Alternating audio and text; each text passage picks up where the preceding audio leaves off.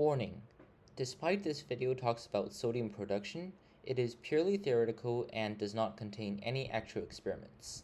Every information mentioned in this video is based on very limited experimental and/or theoretical evidence.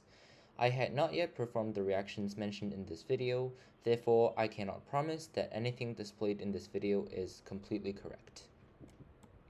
Hi guys, here is MIH. Now, I know normally I would gossip a little bit about what we're talking about in this video in a normal video made by me, but today I'm not gonna do that. We're just gonna straight head into our topic, which is sodium production.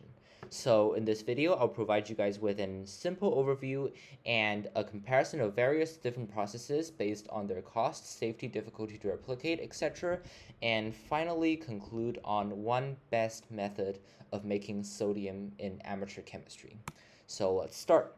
Here is some of the most commonly used sodium production methods. And yeah, you can see there's a bunch of electrolytic processes because that is the most common way to acquire sodium in useful quantities. In the industry uses the electrolysis of molten chloride salts, but it is very difficult on an amateur scale, so we wouldn't talk about that too much. The electrolysis of molten sodium hydroxide is by far the most frequently used method to generate small quantities of sodium, and to be honest, it does work, but I tried it, and it was extremely dangerous due to the splashing sodium and sodium hydroxide, which is extremely corrosive. So, to be honest, I won't recommend any of you guys trying it in a large scale. And notice I've included a new electrolysis reaction that you guys probably have never heard before. It's called the electrolysis of sodium aluminum chloride / propylene carbonate. And this is one of the main methods I will talk about in this video. And to be honest, I personally think it's the best method out of the slides, even better than the alkyl-catalyzed magnesium reduction that we're also going to talk about in this video. In fact, the rest of the video length is focused on those two processes. It will be a side-by-side comparison of the two processes on various degrees, and finally I will conclude which one is best and which one I recommend you guys to try out. And yeah, I also included the thermal magnesium reduction here, but that is like, compared to the alkyl catalyzed version, it is a lot less effective, it has a lot less yield, and it was a lot more dangerous, so overall I don't really recommend that as well. Alright, so let's get into our two focused reactions. So here, I'll first talk about the mechanism of both before actually getting to the practical part. So if you guys don't want to hear about the mechanism, you can skip this, but to be honest, I don't really recommend it because you have to know a reaction's mechanism in order to really understand it. Alright, the mechanism of the alkyl-catalyzed magnesium reduction is sort of like what you'll see in a typical organic chemistry problem. It's like a lot of organic-like intermediates. You can see here on the left that there are two groups of equations. The first group is what NurdRage first proposed to be the mechanism, but the second group is what he deduced to be the real mechanism after discovering a flaw in the first one. So briefly, the sodium that is present in small quantities reacts with the alkyl catalyst to make sodium alkoxide, which further reacts with magnesium to form sodium metal and magnesium alkoxide. Finally, the magnesium alkoxide reacts with the sodium hydroxide to make magnesium oxide, regenerate the catalyst, and also the sodium alkoxide again. So on the right, you can see a simplified diagram of this process. Alright. Here is the mechanism of our room temperature electrolysis reaction, and is mainly based on a research paper that I came across. It was tremendously useful, and in fact it was like one of the only few papers based on this topic, so I highly recommend you check it out. I've put the link in the video description. So the key to room temperature electrolysis is to find a suitable solvent and a suitable sodium salt to electrolyze. So because we all know that we cannot get sodium by a simple electrolysis in aqueous solution because water directly reacts with sodium, and that is because water has an acidic hydrogen, so it is referred to as a protic solvent. So the first thing we have to screen off is protic solvents such as water and alcohols. So our solvent in choice must be aprotic, i.e. it should not release any hydrogen to react with the sodium. However, it still has to be polar enough so it can dissolve some sodium salts to some degree, which then excludes most of the organic solvents, such as, for example, hydrocarbons like toluene or something like that, and then chlorinated hydrocarbons such as DCM, diethyl ether, acetone, and various esters such as ethyl acetate, something like that. So that is basically all of the organic solvents used, you may think. No, we still have some exceptions, in fact. Here, the most renowned exception is probably pyridine. And in fact, pyridine can dissolve lithium chloride on its own. So you can technically directly electrolyze a solution of that in pyridine to make lithium metal. And actually, carbonates can do the same. So the most frequently used carbonates are ethylene carbonate and propylene carbonate. I'm not sure if any other ketones can do the same thing. I mean, ketones are polar enough, and its alpha hydrogen isn't that acidic. Like, it's not as acidic as the ones on the alcohol, so it may work. But as for now, I haven't came across a ketone that works. So the best fit after screening all of those targets is propylene carbonate due to various reasons. First, we know that pyridine is toxic, and pyridine smells like really, really bad. Ethylene carbonate is similar in property to PC, but ethylene carbonate dissolves slightly less substrate and is slightly more toxic, so we prefer PC over EC.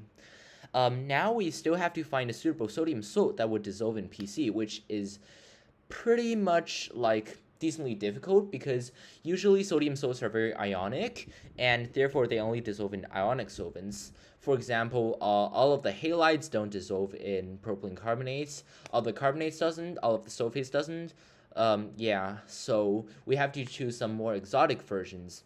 And in fact, we prefer bulky complex anions over simple ones such as halides because bulky complex anions can actually coordinate with the solvent and help the solid dissolve in the solvent.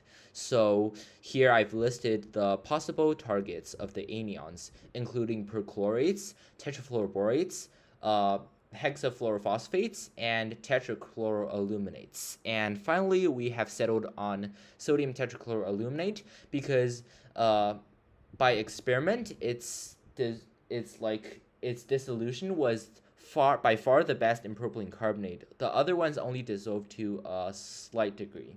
So we will go with that, sodium tetrachloroaluminate. And I know that may be a very rare species, but you'll see how we make it in situ in the reaction later. Alright, now we go on to the methods, the two methods of the reactions. So here is the most frequently used method of the alkyl catalyzed reduction, and this is based on NurdRage's first video about the topic, which is like his video about the menthol catalyzed reduction version. So in that video, he used 14 magnesium shavings, 20 grams of sodium hydroxide, some paraffin oil, and a little bit of alcohol catalyst, and starter metal, and that is, he mentioned, optional. So yeah, and the apparatus is listed here. I don't want to go over them again because I think that is pretty boring. The only thing that's probably new to you guys on this page is the fact that we can actually use something other than menthol as the catalyst, because NurdRage only mentions menthol in his video, and apparently that was the most amateur accessible catalyst, but there are actually better alternatives, such as the one I listed here. It's called sodium tert amyl oxide. It is the sodium alkoxide of tert amyl alcohol.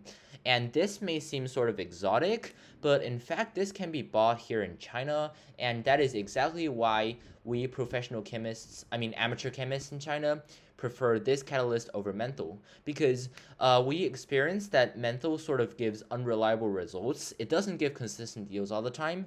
And for us, sodium tert amyl oxide is actually cheaper than menthol. And you can see on the right side that it only requires a mere 15 hours for the reaction, while the typical menthol method requires 30 to 40 hours, which is a lot. So we prefer sodium tert amyl oxide over menthol.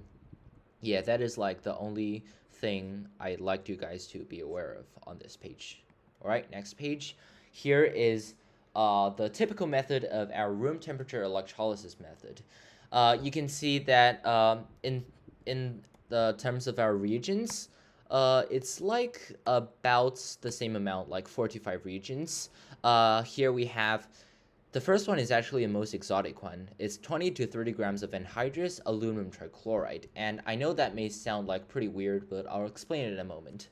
The second one is our source of the sodium, which is about 30 grams of solid, like normal old sodium chloride table salt. Okay, it's just table salt, nothing else. And then we also need our solvent, which is propylene carbonate. And finally, we will need some paraffin oil for prevention of oxidation and the purification of sodium.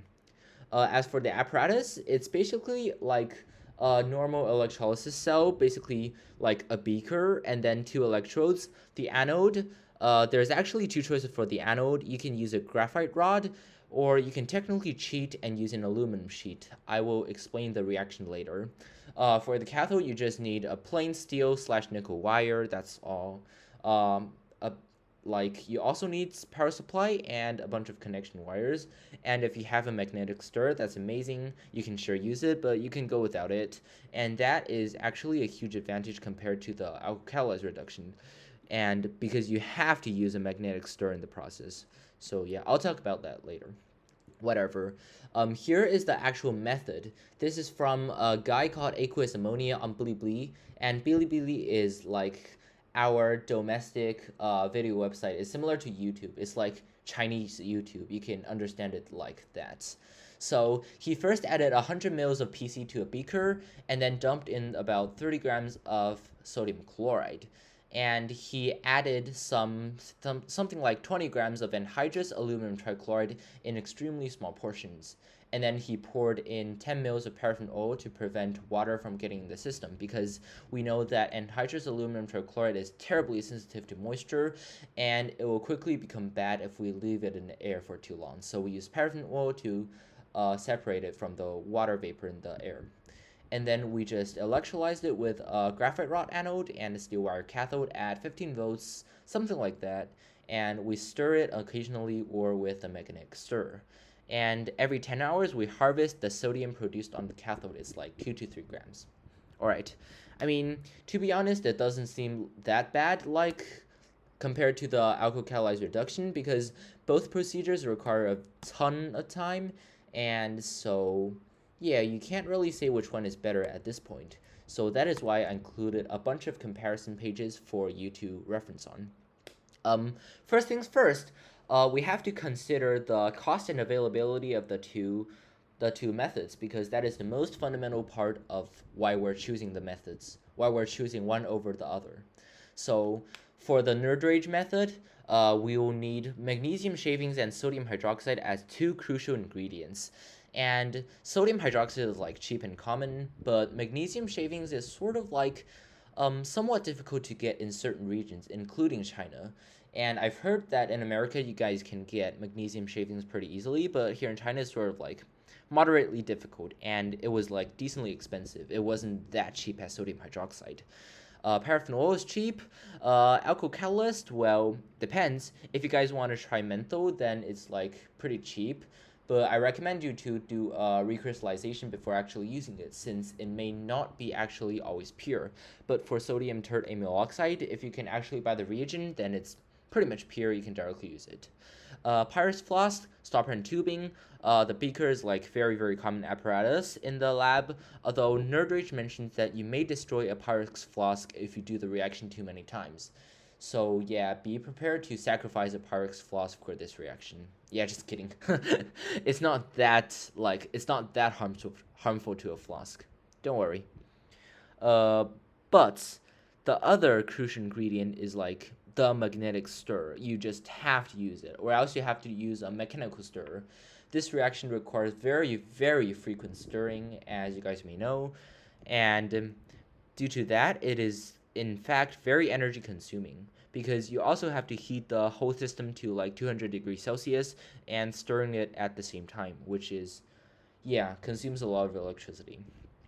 Meanwhile, our room temperature electrolysis version, um, the first thing that may trouble you guys is like the anhydrous aluminum trichloride.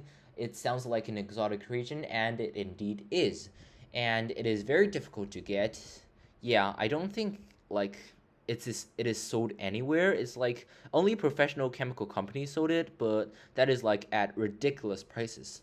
So, but I wrote that it can be avoided in case here. And if I explain it carefully, you can probably understand that why we don't actually need to prepare this reagent before we actually use it in the reaction. So the thing is like this.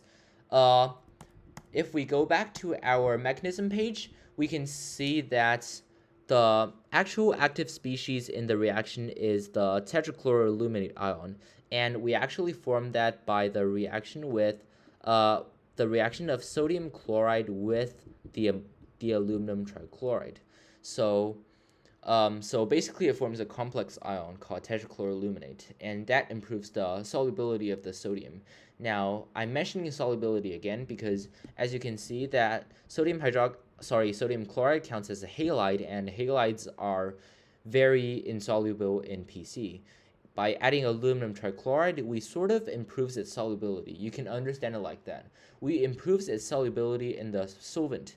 And in fact, by the equations, you can see that we don't even consume the aluminum trichloride because the tetrachloroaluminate moves to the, oh, sorry, I wrote this wrong. It's like anionic, anodic equation and cathodic equation. I got those two reversed. Sorry about that. But you know, on the anode, the tetrachloroaluminate reacts to give again our aluminum trichloride, chlorine, and a bunch of electrons. And in fact, this aluminum trichloride can attack more NaCl and form this sodium tetrachloroaluminate again. So to be honest, aluminum trichloride acts something like a catalyst in this reaction. The only thing actually getting consumed is the sodium ion and the chloride ion. So the net equation is actually exactly the same to if you're gonna electrolyze sodium chloride in its molten state. It basically consumes sodium chloride to make sodium and chlorine. So in fact, the aluminum trichloride only helps to increase the solubility and thus the conductivity. And now if we get back to this, we can see why it can be avoided. Because if we create the anhydrous aluminum trichloride in situ, then it is very easy to obtain. And in fact, you can directly see it here. It says, if we have aluminum tetrachloroaluminate already in the solution, it will react with the aluminum. If the aluminum is used as the anode, it will react with it to form 4 parts of aluminum trichloride and a bunch of electrons. So that basically means that if we use an aluminum anode as like the electrode, then in theory, if we only have a little bit, just a little bit of tetrachloroaluminate, we can produce a bunch more by the dissolution of the aluminum anode into the solution. So in fact, you only need to make a teeny tiny amount of aluminum trichloride from basically aluminum metal and chlorine gas before proceeding with a very large quantity, because you can easily make more using just fresh aluminum metal. Or another hack is actually to use lithium chloride as your starting electrolyte. Because lithium, unlike sodium, has a bunch of exotic properties, and one of them is that it can actually dissolve in PC very easily. So if you first electrolyze a solution of lithium chloride in PC using an aluminum anode, then the chlorine produced on the anode will attack the aluminum and dissolve it as aluminum trichloride.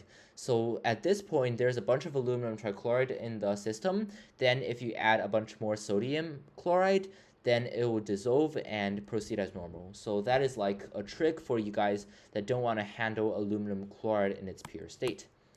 So that is exactly why I say it can be avoided in this reaction. When we now look at every other thing on the list, it sounds like pretty common and pretty easy to get. For example, sodium chloride is like cheap as dirt. Yeah, don't want to talk about that. Propylene carbonate may be the only one that is sort of special. It's somewhat difficult to get, but it can also be get as a solvent in special cases.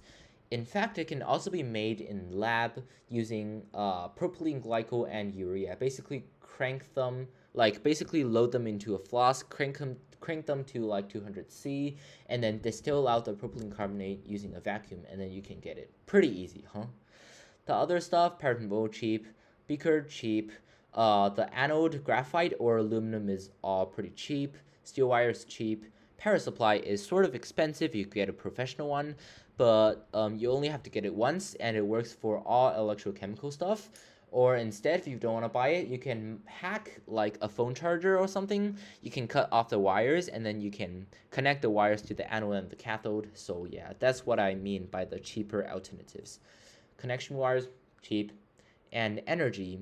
In fact, you may think that this method is pretty energy intensive since it is an electrolysis and it directly uses electricity as the source for the reaction. However, it is actually using less energy than this, and that will explain later. It's basically because a phone charger is like 20 watts or something. A power supply is like something like a typical power supply is like 100 watts, and that is in fact a lot less compared to what we have here.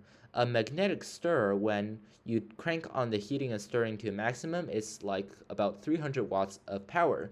So that is like a lot of difference. So you will spend a lot of more energy on the reduction, on the alcohol catalyzed reduction than on the electrolysis. So that is sort of surprising. All right, next up is the safety aspect of the reaction. So the alcohol catalyzed reduction requires a temperature of around 200 C. Actually, this may sort of vary because the first step is the removal of water, which is typically conducted at around 130 C, and then you rise the temperature to 200 C and hold it there for like a lot of hours. However, the room temperature electrolysis, as indicated by its name, obviously proceeds at room temperature, which is, well, I mean, a lot better because at 200 C you have to really pump in a lot of heat, just like we just talked about, to maintain the temperature, which is pretty energy consuming. For flammability and explosive stuff hazard, um, obviously on both sides we'll have this reactive metals fire because, well, we're making sodium, and sodium obviously catches on fire when it touches water or something like that. And yeah, so that hazard is like definitely there. You can't avoid that by using another method because ultimately you will be producing sodium, so that's no difference. But additionally, for the alcohol catalyzed reduction, you can also have a probability of electric fire. And I said that it was especially probable because the reaction is going to be conducted in like 15 to 30 to 40 hours, and you definitely can't just watch the reactor all the time. You have to go to sleep, right? So perhaps when you're sleeping the apparatus suddenly catches on fire. Who knows, because you're going to keep the heating function on, which is like sort of like decently dangerous, to be honest. It may cause an electric fire easily. As for the toxic substances involved, for the alcohol catalyzed reduction, it's mainly the alcohol catalyst. It depends. For menthol, it's not really toxic, but for tert amyl alcohol or some other catalyst, it may be slightly toxic. But I mean, it's a catalyst, so you only use a little bit. Yeah, so it's not super hazardous. Well, for electrolysis, it's a little bit more. For example, chlorine, but chlorine is like only produced in very small quantities at the beginning of the electrolysis. And you can also effectively just scrub the chlorine using some sodium hydroxide or sodium carbonate. So that's not really a big risk. As for the PC is sort of slightly toxic. It hasn't been proven to be carcinogenic yet, but I would say like try to be careful with it. And yeah, because it's an organic solvent, and organic solvents are usually like sort of harmful to the human body at least. However, that is not like a super big risk since PC has an extremely high boiling point of like 250 C, so it will have a very low vapor pressure at room temperature, and you don't really have the risk of inhaling it. Finally, the corrosive hazard. For the alkyl catalyzed reduction, it's pretty obvious. You're gonna dump like solid sodium hydroxide right in the reaction, and that is pretty caustic. I mean, sodium hydroxide is called caustic soda for a reason, right? Um, in comparison, the anhydrous aluminum trichloride may seem worse, but it's used in catalytic amounts technically, and you will cover the reaction system with a layer of paraffin oil to avoid contact with water, so it wouldn't really react like that like vigorously with atmospheric water vapor or something like that. So I think that's sort of fine. Um, Besides this, there's one other hazard of electrolysis that is short circuit, but that sort of depends. If you have a good protection system installed on your power supply, then it can automatically shut off the current and protect you from burning stuff up. But to be honest, a well-designed cell can get away with this problem because yeah, you're not supposed to have short circuit problems everywhere when you're doing electrolysis, right? So yeah, that's not like a lot of concerns. All right, our next comparison topic is time and labor. And this is also very important because, well, you don't really want to spend like, I don't know, a week making 10 grams of the substance, right? That is like very, very, very annoying. For alkyl catalyzed reduction, like NurdRage originally did it on a 10-gram sodium scale, so I'll copy that here. He used, like, as I said, 30 to 40 hours for menthol, or as our Bilibili users replicate, they only required 15 hours for sodium tert amyl oxide. A typical yield of this reaction is like pretty close to quantitative. It's like 95 to 99%, but as reported, it wasn't always reliable. So maybe sometimes you didn't dry out the sodium hydroxide enough, and then somehow you just don't get a yield after refluxing the thing for 30 to 40 hours. So that's like pretty sad. Yeah. But that is like a small probability though.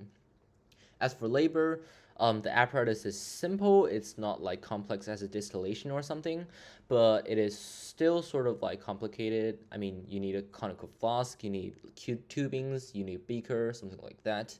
And you have to check the apparatus because, as we said on the last page, if you don't check it, you may cause an electric fire, which is extremely dangerous. So be sure to check your apparatus in like intervals like 5 hours or something, or even better is like 2 hours, 2 to 5 hours, I would say, because it's like very dangerous leaving something operating at like 200 C for a long time. So yeah. As for our electrolysis, because the original author of the reaction only gave a scale to produce 2 to 3 grams of sodium, so I copied that here, and he used about 10 hours of time to produce this amount of sodium. Now, I know it may seem like even a little bit slower than the alkyl catalyzed reduction, but you can easily scale up the cell if you want. For example, you can use a 500 or even a liter beaker to do the electrolysis in, and then you can pump a large current of perhaps like 5 amps or something. So then you'll yield a far better result, like you do it in a lot faster manner.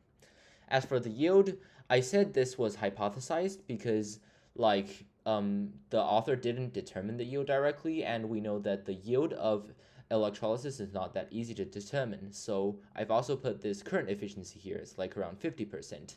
And by that I mean like around 50% of the energy put into the cell is converted to the actual product. And that may seem low at first glance, but remember we're doing electrolysis, and this is actually a very common value in electrolysis experiments. So yeah, I mean, we can easily get away with it. And if we say that this efficiency is not enough, then we can simply use more time to exchange for it. And then as long as we give it enough time, we can convert all of the sodium ions to sodium metal. So yeah. As for the labor cost, setting the cell up is like slightly complicated. You have to dissolve the aluminum trichloride, and then maybe you'll need to actually make your aluminum trichloride first, but that sort of depends. However, when you start the cell, you only need like 10 to 12 hours of interval checking. So that is like very, very nice because you can leave it for the night and then only check in the morning and the evening once each. So that's like pretty nice. By this, I mean like every check you should harvest out the sodium produced, because if the sodium sodium on the cathode gets too big, it may actually accidentally shortcut the circuit, so that's like an additional risk. Okay, finally, we're going to generalize both of our methods to a more broader scope. It's not like just limited to making sodium. It can be making other stuff, or it can be scaled up or something like that. For our alkyl-catalyzed reduction, NurdRage actually tried this in one of his videos. He says that it just doesn't work for lithium. It only works for the alkali metals below lithium. And the starting material must be the alkali metal hydroxide, which technically only limits us to two choices, sodium hydroxide and potassium hydroxide, because the cesium and rubidium analogs of the hydroxide is like very expensive and you don't really commonly encounter them. And in fact, in comparison, our electrolysis can tolerate alkali metal chloride, which, I mean, cesium chloride is like, although it's not cheap, it's readily available, so it is a lot better compared to cesium hydroxide. And also, our room temperature electrolysis works for all the alkali metals. And in fact, lithium performs even better than the other alkali metals, because lithium doesn't even require the aluminum trichloride, and you can directly dissolve lithium chloride in PC and then just directly crank up the current to get the lithium. I mean, still, the aluminum trichloride helps the performance, so yeah, be sure to add it if you can. As for the reaction time, the alkyl catalyzed reduction, for that, the reaction time decreases going down the group. So potassium takes like considerably less time than sodium. But for our electrolysis, the reaction time stays about the same for all alkali metals. So because it's an electrolysis, then if the current is constant, the rate is sort of like constant as well. Alkyl catalyzed reduction can sort of be scaled up, but I don't believe it can be easily done because, well, you need to magnetically stir the mixture, and if you have too much mixture, then the stir bar may just get stuck and stop stirring. So I would say it's like not that easy to scale up. If you actually want to scale up, you have to use like a mechanical stir. It's like two blades connected to a motor, because that can give you a lot more force than the magnetic version. This is mechanical. Um, for our electrolysis, it can actually be scaled up pretty easily, but it's sort of expensive because you have to add a lot more aluminum trichloride to the mix, and we know that aluminum trichloride is not that easy to get. But still, it depends. If you're actually doing like really, really massive production, like a few 100 grams of sodium at a time, then to be honest, you can actually scale it up to like a liter scale or something like that. Well, yeah, in comparison, our alkyl catalyzed reduction is like way too costly for industrial or like even large scale amateur production due to the cost of the materials, magnesium and sodium hydroxide. But actually, room temperature electrolysis has an application in industry. It's actually proposed to be used as an electro refining process, so you can have, instead of the aluminum sacrificial anode or the carbon anode, you can have raw like impure sodium as the anode, and then you can apply current, and it's like an electroplating cell where you dissolve the impure sodium on the anode and then it gets transferred to the cathode and deposits as pure sodium, so it's like electro refining. And yeah, both extraction and refining can be used, so yeah. So this is like the final conclusion based on everything we've talked about. Here's like a chart that I've organized. The yellow ones represent to the advantages, the red ones represent the disadvantages, and the ones that are not colored represent is like meh, is like right in the middle, doesn't have a particular advantage or disadvantage. So for the mechanism, we prefer the simple electrolytic mechanism because I find that to be more reliable and like easier to replicate. For the cost, we definitely favor the electrolysis because it's fixed cost. It's like only the PC and the power supply, stuff like that. And the variable cost is literally only sodium chloride. So that's like really, really cheap. Availability, I would say electrolysis wins this game because PC is easy to get, sort of easy to get. You can also make it. Aluminum trichloride is not that easy, but you can make it. But some crucial reagents on the other side, for example, magnesium or sodium hydroxide or the even the like the hot plate stirrer may be sort of difficult to obtain. For safety, neither has a very distinct advantage, but I would say the large risk of reactive metal and electric fire here is a big disadvantage because you have to leave the apparatus running at a high temperature for a long time. As for the time sake, the alcohol catalyzed reduction actually wins slightly here because the electrolysis is typically slow, like slightly slower than the reduction, and the yield of the reduction is like sort of decently higher. So yeah, I would say it wins at time. But for labor, we definitely prefer the electrolysis method because you don't really have to care about it. Like you only have to go up and check the cell of like once every 10 hours, but for alkyl catalyzed reduction, it's pretty dangerous to leave the cell out for even like 5 hours on its own. So, yeah. As for the generalization, electrolysis wins by a long shot because it can work for all alkali metals. It works for chlorides instead of hydroxide, and it's sufficiently cheap to directly scale up in large scale production. So, yeah, I would say, to be honest, I would favor the room temperature electrolysis far more because, yeah, as you can see on this slide, we got a lot of distinct advantages for it, and yeah, advantages compared to the alcohol calorie reduction. So I would use this room temperature electrolysis method as the main method for my production of alkali metals, especially sodium, in my future chemistry. So yeah, thank you for listening. See ya.